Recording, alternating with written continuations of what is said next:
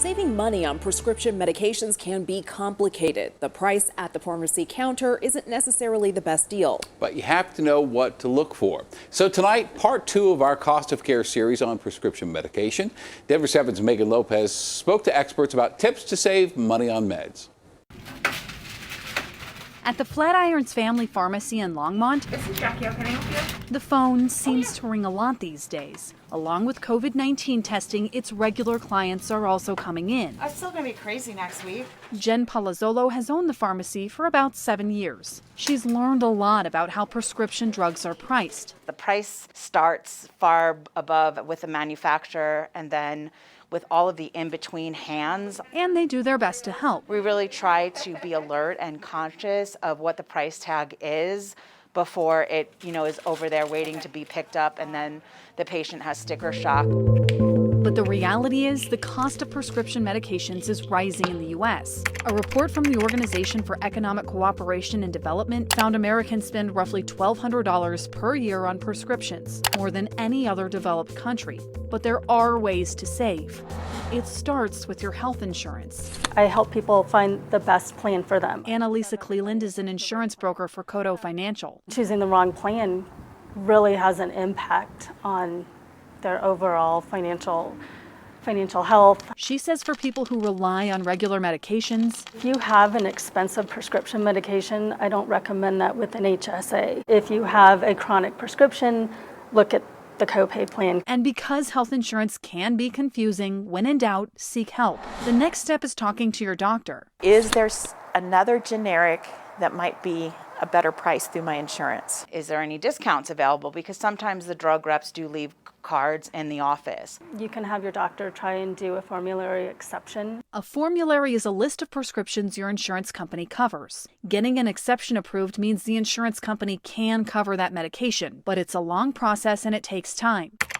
Also, before you go to the pharmacy, do some research. Look for manufacturers' coupons online and There are patient assistance programs available through pharmaceutical companies. mail orders can also save money. You'll get a 90-day supply, oftentimes for the equivalent of 2 monthly copays as opposed to just one. And it's a better deal. If none of those work, the pharmacy may be able to help. Ask whatever pharmacy you use if they have a discount program in place. Or you can say, what if I just want to pay for it out of my pocket? And especially with generic drugs, those lower cost drugs, frankly, you may pay more through your insurance. The rising cost of prescription medications is something Laura Daly knows about firsthand. A medication I have been taking, generic, maybe cost me $5 to $10 a month, got a notice from my health insurance, and they informed me that no, that was going to be $250.